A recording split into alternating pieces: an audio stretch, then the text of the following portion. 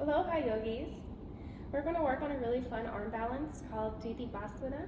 It's also known as your Firefly posture. Now this posture can be a little bit daunting on your wrists, so you want to make sure to be gripping the mat really nicely with your palms, using your strong triceps and rotator cuff along with your shoulder muscles. Mostly we're going to really try to engage the calf muscles, quadriceps, and strong core. Now arm balances are not so much about strength. It's really about where are we placing our weight and how can we best engage our body to make it more efficient. So we're going to try this posture in 2 different ways, and you can see which way you like and which is a little bit easier for you. Let's begin in some cat-cow breathing at the top of the mat.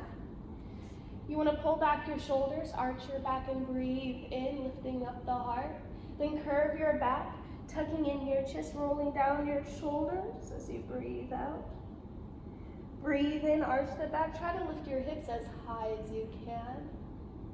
And exhale to curve the spine, squeezing in your navel, tucking in the core.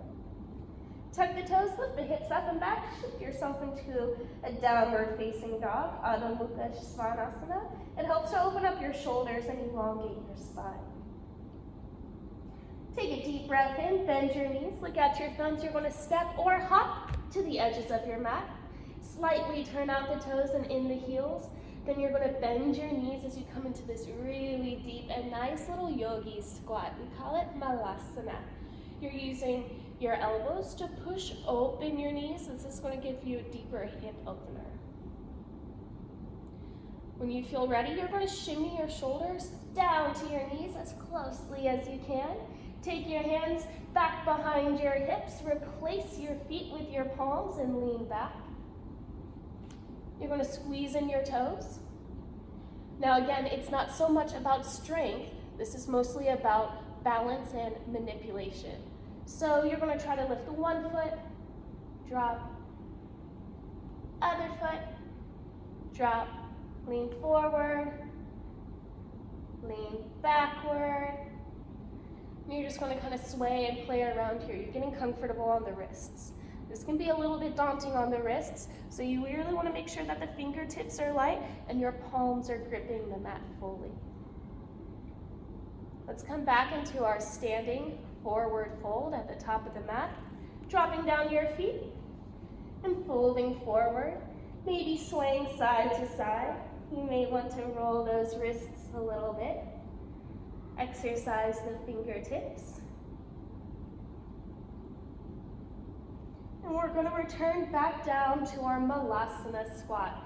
Hands down, toes out, heels in, knees bend, hips down, heart up. We want to get really deep, those knees to shoulders. So squeeze, squeeze, squeeze. Drop the hands down, take the hands back, squeeze in the toes. Now you're going to ask your legs to begin to lift up legs.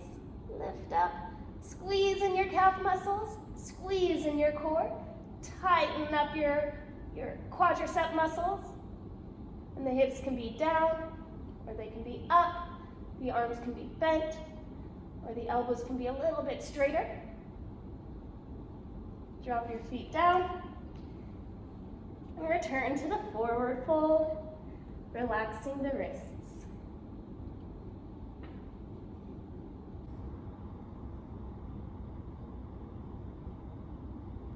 Now, if you don't think Tittibasana feels best for you by coming into it from that deep yogi squat, the Malasana squat, we can try it from a seated position.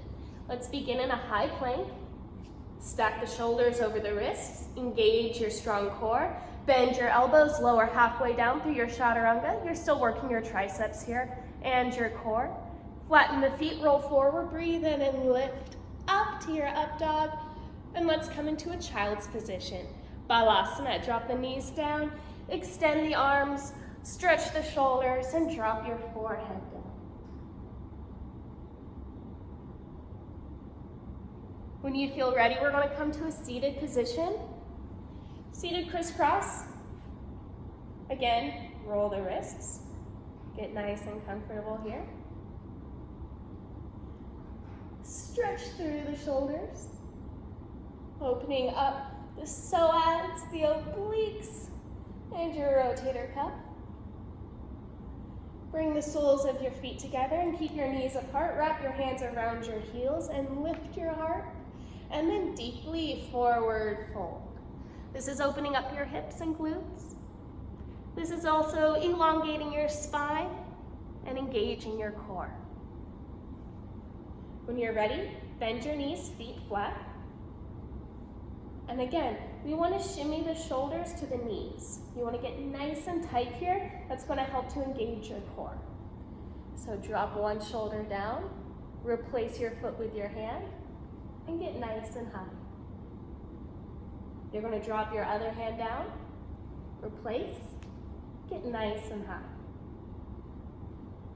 From here, you're going to try to push yourself up, and then you're going to ask your strong legs to extend and hold you up high. Now you're using your calf muscles and your quadriceps to squeeze in your shoulders. If you feel like you're falling here, it may be because you're not putting enough tension in the quadriceps and in your core. So you want to keep squeezing through the legs. When you feel ready, feet together, knees apart, hands to heels, lift your heart, and come forward.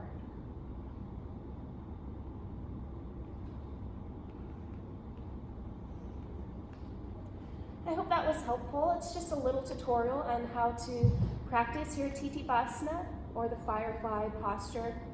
When you do these arm balances, you really want to focus on breath. That's all that matters, and that you're having fun in your practice. Tittibasana is supposed to be fun. It's supposed to be freeing. It's supposed to be flying. So take your time with the posture.